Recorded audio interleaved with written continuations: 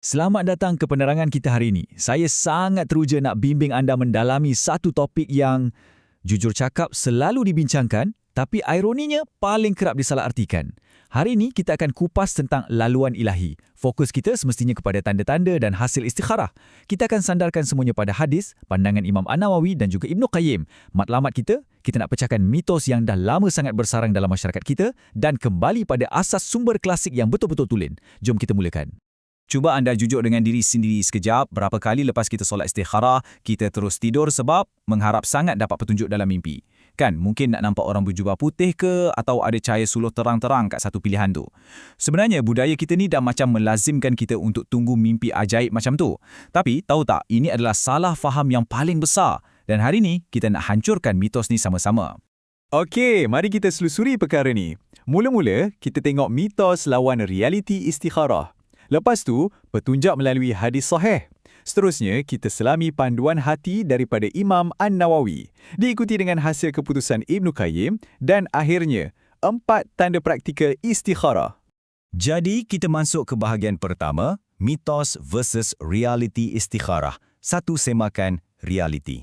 Fasa ni sangat kritikal tau. Sebab, untuk bina kefahaman yang betul, kita kena robohkan dulu kepercayaan tradisi yang tak ada asas teologi. Para ulama' sebenarnya dah bersepakat bulat-bulat, mimpi itu bukanlah syarat, apatah lagi petunjuk utama untuk istikharah yang berjaya. Melegakan kan? Maksudnya, anda dah tak perlu lagi paksa diri nak tafsir mainan tidur tu.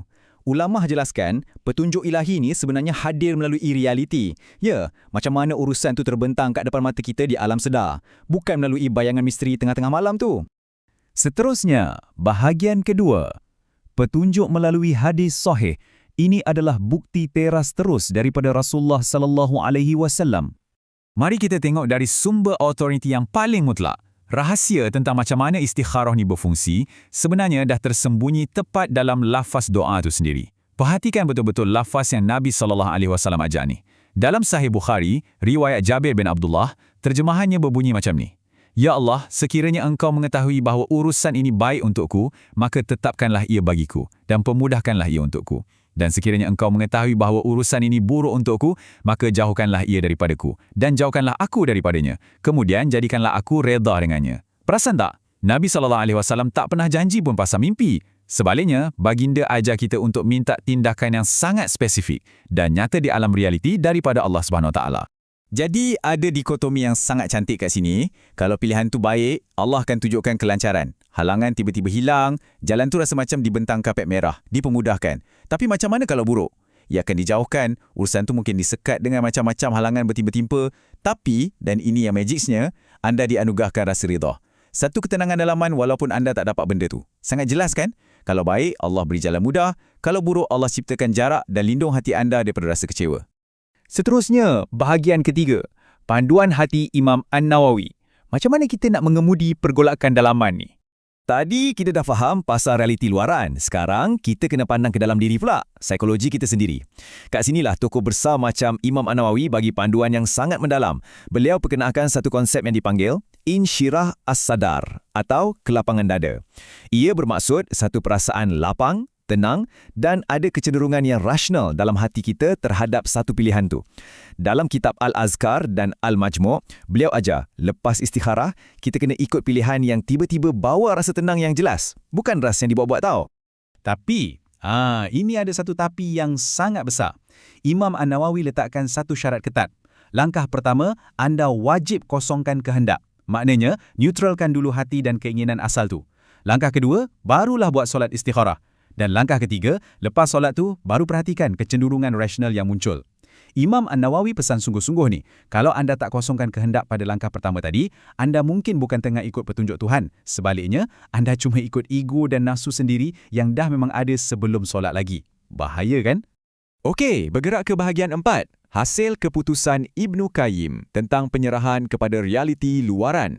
Sekarang, kita tengok pula pandangan Ibnu Qayyim. Ini pendekatan yang lebih pragmatik. Beliau melihat melangkaui perasaan dalaman.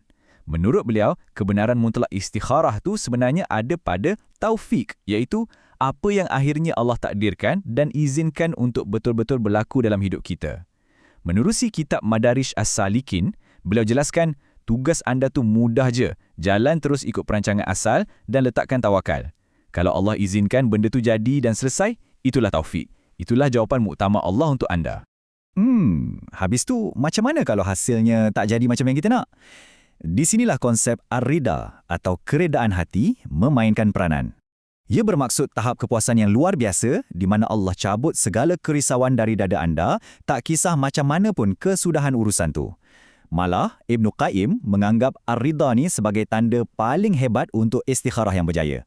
Maksudnya, anda jumpa kedamaian jiwa walaupun tak dapat apa yang anda idam-idamkan selama ni. Subhanallah, sangat mendalam. Akhir sekali, bahagian kelima. 4 tanda praktikal istikharah. Senarai semak yang menyatukan semuanya. Jadi, poin paling penting kat sini, macam mana kita nak gabungkan hadis Nabi SAW, panduan Imam An-Nawawi dan perspektif Ibn Qayyim ke dalam satu senarai semak yang praktikal. Ada 4 tanda yang anda boleh tengok. Pertama, at-taisir, urusan jadi mudah. Kalau tiba-tiba semua pintu terbuka dan proses tu lancar luar biasa, teruskan. Kedua, al-man'u, urusan terhalang. Kalau asyik sangkut, rintangan tak munasabah bertimpa-timpa, ini red flag. Isyarat jelas suruh kita berhenti paksa keadaan. Ketiga, insyirah as-sadr, hati rasa lapang dan tenang, keraguan hilang. Dan keempat, redha. Anda terima apa je takdirnya tanpa ada sekelumit rasa ralat atau menyalahkan keadaan. Sebagai penutup penerangan kita hari ini, saya nak tinggalkan anda dengan satu soalan yang mungkin agak provokatif sikit. Adakah hati anda betul-betul dah bersedia nak terima takdirnya walau apa jua jawapannya nanti? Sebab, realitinya, istikharah ni bukan alat ajaib untuk kita dapat apa yang kita nak. Ia adalah tentang penyerahan diri secara total. Ia minta kita sedar diri, akui kelemahan kita dan letak 100% kepercayaan pada Allah yang Maha Mengatur. Jadi, fikir-fikirkan soalan ni bila anda bentang sejadah lepas ni. Okey? Terima kasih banyak-banyak sebab luangkan masa dan hayati ilmu ni bersama saya hari ini.